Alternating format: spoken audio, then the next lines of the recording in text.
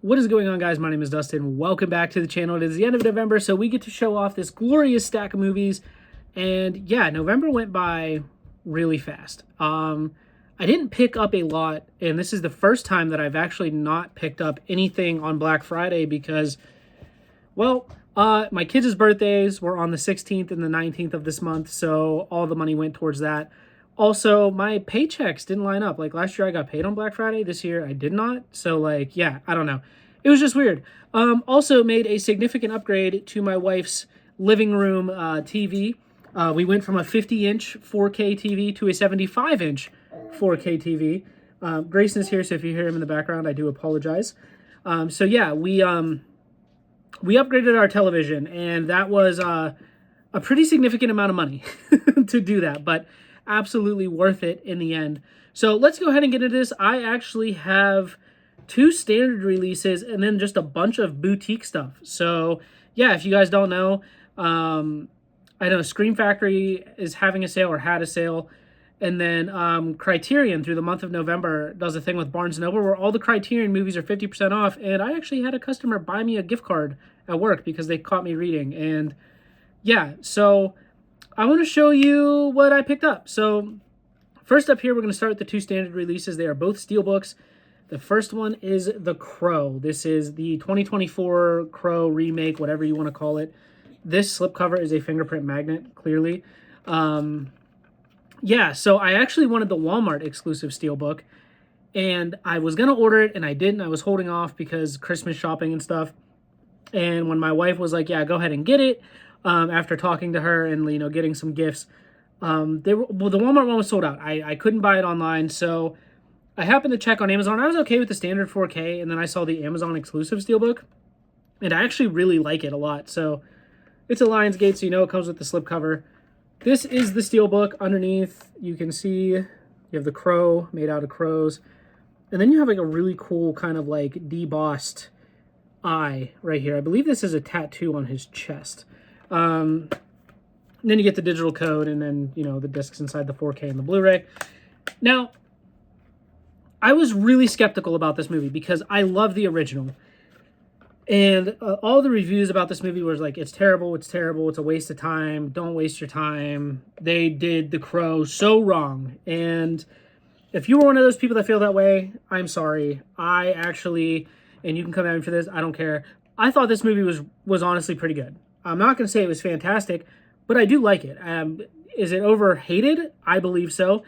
I feel like it's vastly different enough from the original, so it's still good in its own way. So, yeah, if you don't like this movie, I'm sorry that you're lame. I don't know what to say. I'm just kidding. I don't think anybody's lame. Everybody has opinions. But I enjoyed it. I love the original. I still really like this one. It was fun. It was great. It was gory. It was dark. It was still good. So yeah, I enjoyed it.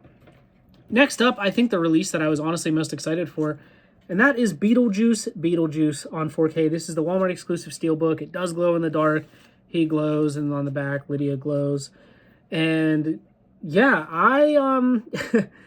this was a situation where I had the 4K and I saw the Steelbook, and the Steelbook was only like $5 more, and I was like, okay, I'll get the Steelbook. I feel like that's pretty all right. My son is back there messing up my movies. I have to fix those all the time. But yeah, I was cool with the Steelbook, and it's not, a lot of people don't like the artwork, but you pick it up, Beetlejuice on the front, Lydia on the back, and then you open it up, and of course, you got your 4K, your Blu-ray, and the digital code, which I took out. So there is that. Beetlejuice. This was another movie that I watched, and my wife and I laughed. We had a really good time. Next up, these were purchases that I didn't intend on making, and it just kind of happened. My card was charged. It was a whole thing, and yeah, it was a really bad time, but I ended up keeping the movies. The first one here is a box set. This is from Scream Factory. The next couple are from Scream Factory.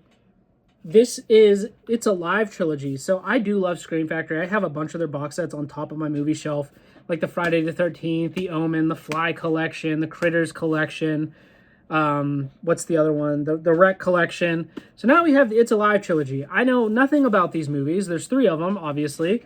And yeah, judging by that back picture, I'm really excited to check these out. They have to be so bad that they're good. That's just my guess. Like, they're probably awful, but I'm going to be checking these out soon.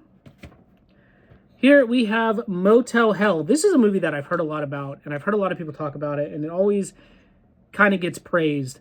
And I've always wanted to see it, and now I have it. So we got Motel Hell here. The front of that, I mean, it just looks insane. The artwork looks crazy. Yeah, this looks like right up my alley. These are the types of horror movies that I love, so really excited about that. And then here we have Bubba Hotep. So this is the 4K with Bruce Campbell. I've never seen this movie. Don't really know a lot about it. It also came with, like, this was like a whole thing. This came with, like, an alternate slipcover. So we got that slipcover instead of this one. So it came with that. And then it also came with 2 posters, which actually have, you get both artworks. So the original and that artwork. So 2 posters in this tube. If I like the movie, I'll probably hang them up. I don't know. And then the last 4 movies here, these are all Criterion Collection movies. I have a very, very, very small Criterion Collection. I don't buy from them a whole lot. Like I said, a customer had got me a gift card at work, and I wanted to beef up my Criterion Collection because if you've noticed, I haven't bought any books recently, and that's just because I have so many books to read that I'm really holding off, and it's super hard because I keep coming across some Stephen King books for a really good deal, and I'm pushing them off because I'm playing catch up. I had a goal of 20 books this year. I'm reading my 21st book, and it's a big one. It's by Stephen King. So, hold on, buddy. So we're going to go ahead and show these last 4 videos, and then I got to go. The baby is, he needs my attention. So the first one here, David Cronenberg, Scanners. I love David Cronenberg. I think his movies are great. You know, he did the Fly remake with Jeff Goldblum. And he's known for the body horror stuff. I believe I have some other David Cronenberg films in my collection as well. But we have Scanners. The only thing I don't like about Criterion sometimes is I don't necessarily care for these packaging, you know. And I have, like, a lot of their movies that have this packaging. I'm just not the biggest fan of it. I know some people really don't mind, but I would just prefer, like, the hard standard cases. I mean, the little slip box is cool and all. You know, like, it is neat, but I just, I don't know. I'm okay without those. Now, like, if they came like this one, that'd be cool. That is Videodrome. This is another David Cronenberg's film, one of his films. I've had my eye on this film for so long, and it finally was just able to happen. So if we take this out, see, this comes in the hard case. If all the movies came like this with, like, a slip box, I'd be okay with it. Or if they were just like the standard cases. But inside you have just the disc and like a booklet and all kinds of stuff. You know, Criterion.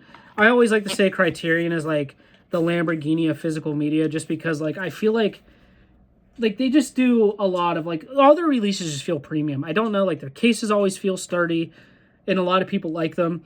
Next up here, we have Funny Games. This is from what I gathered, like a home invasion type of thing, kind of like You're Next or The Strangers.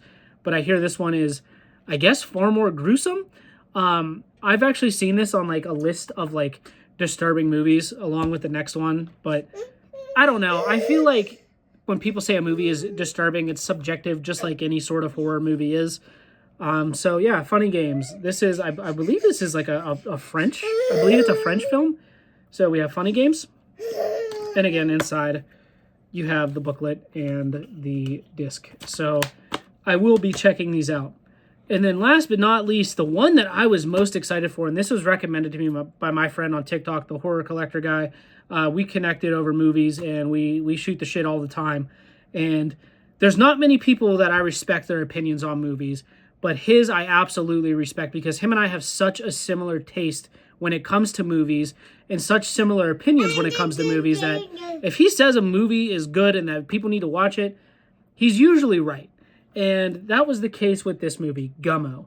This is another movie that really kind of was really pushed as being disturbing. But it's not that there's really anything disturbing about it. I mean, the bathtub spaghetti scene is kind of weird. If you don't know what I'm talking about, just look up Gummo bathtub spaghetti scene, and you'll kind of be like, well, what the hell? It's a little odd, but I wouldn't say this movie's disturbing. It's basically just about these people that live in this town that was ravaged by a tornado, and you know, like they're very very poor, and they just live very boring, mundane lives in this shitty little town. And it's basically, this movie is like how they cope with living their mundane lives and what they do.